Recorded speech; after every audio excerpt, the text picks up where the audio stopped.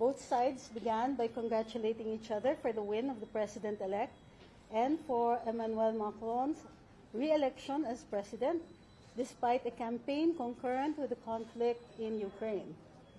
Both sides also discussed the effects and impacts of the said conflict on oil, energy, and food security. President-elect Marcos cited France as a model for the PH in terms of energy sourcing and generation. Both sides discussed the economy and the plans in this area of the incoming administration. Some of the prospective activities to commemorate 75 years of Philippine-France relations were also discussed, and briefly discussed towards the end of the meeting were the Indo-Pacific area and strategy, as well as issues of overseas Filipinos in France. The courtesy call, on the other hand, by His Excellency Luc Veron, head of the EU delegation to the Philippines, began with President-elect Ferdinand Marcos Jr. and Ambassador Luc Veron discussing various issues on Philippines and the European Union relations, including development cooperation, which includes support for the peace process in Mindanao, plus trade, disaster prevention, rule of law, good governance, and human rights. They also discussed the situation in Ukraine and how it had been affecting Europe and the Philippines. We'll take questions after the second announcement. We have new designated cabinet nominees, the first of which is Maria Senaidangping for Secretary of the Presidential Management Staff. She comes with a professional experience in the fields of public service and administration, and international relations and diplomacy. She is a 3-term congresswoman who advocated legislative measures that promoted diplomatic relations, tourism, development, public health and education, women and children's welfare. She institutionalized necessary infrastructure that promoted sustainable self-reliance and empowerment, especially of the marginalized sector in the 3rd District of Manila. The next nominee is Mayor Christina Frasco for the Secretary of the Department of Tourism. She is the incumbent mayor of Liloan in Cebu.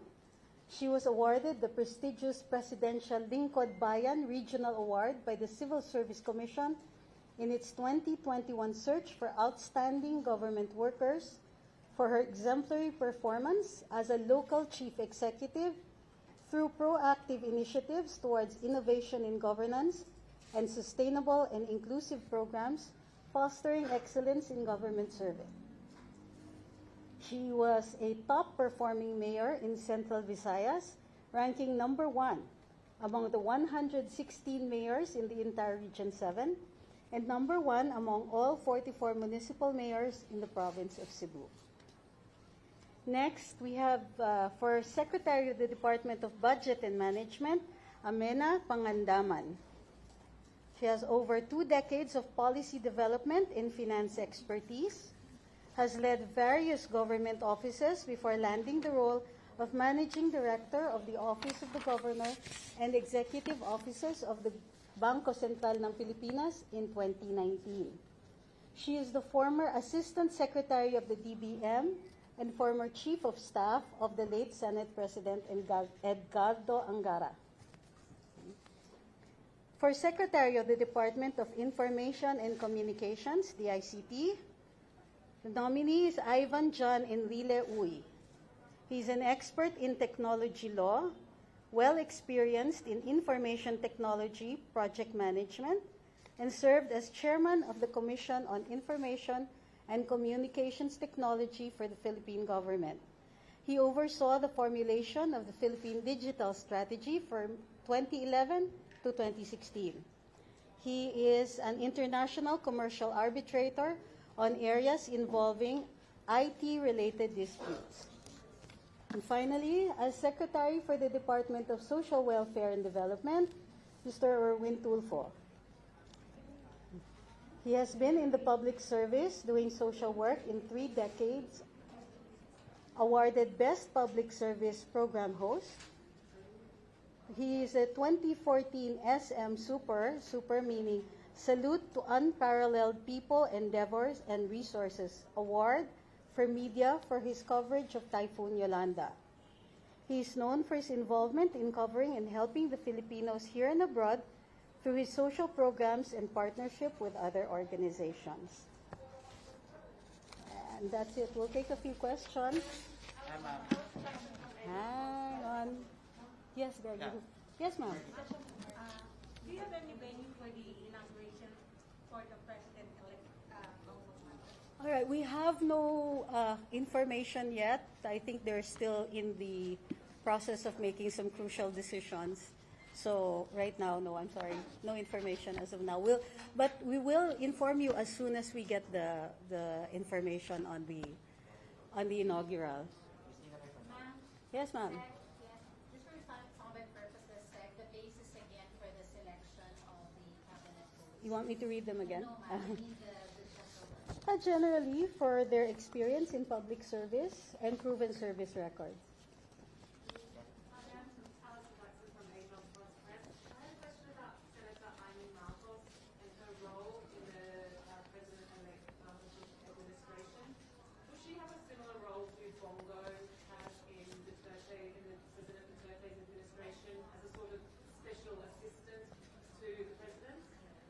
The role of special assistant to the president has already been filled. Yes, but she has sort of touted herself or self-nominated herself as like the super sister of the president. Oh, she really does not need to nominate herself. She is the super sister of the president.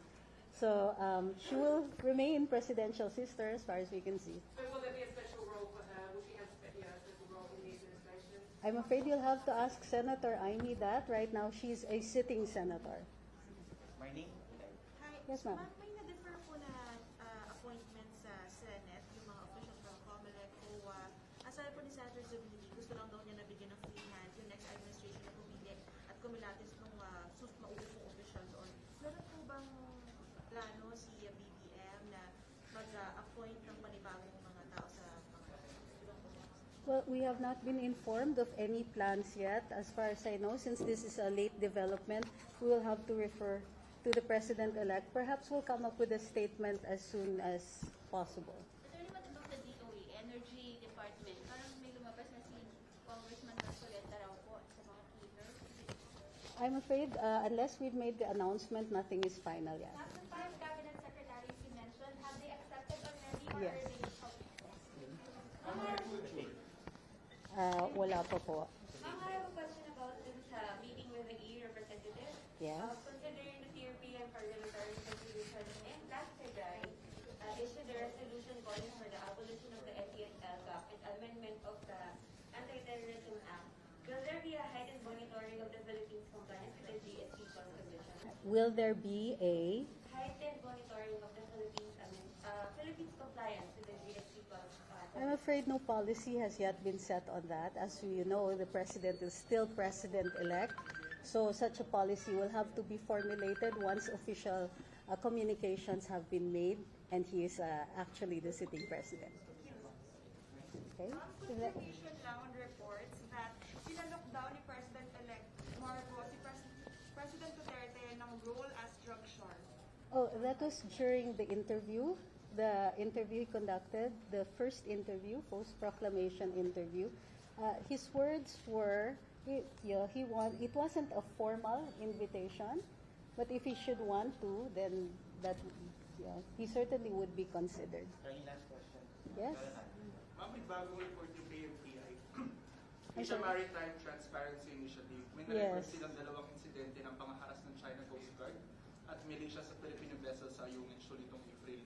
Ang sabi ng direktor ng AMPI, the long-term plan for China seems to be to make it so dangerous and costly that the Philippines abandons the Sierra Madre, yung nakasadsad na barko dun sa Ayungin Shoal. Now my question is, will the Marcos admin pull out our personnel in BRP Sierra Madre or stay lang yung mga sundalo natin doon despite ng ganitong harassment in China? President-elect Marcos's foreign policy has not changed, but since this is new information, we'll have to get a further statement, if ever, on that one. For the moment, he's not yet the sitting president, so these matters should be addressed first by President Rodrigo Duterte. Ma'am, follow up po dun sa China question. Because nagbago, from the campaign, sabi kasi ni President-elect Marcos, hindi na available sa atin yung hate ruling. But in the interview with you there, sinabi niya, he will use the arbitral ruling. What changed? Nag-change ba? And should we see this as a favor to the U.S.? The foreign policy has not changed, but as of the moment, since he is not yet the sitting president, the details will have to be worked out when he is actually the architect of our foreign policy. Thank you. All right, thank you very much, guys. Thank you.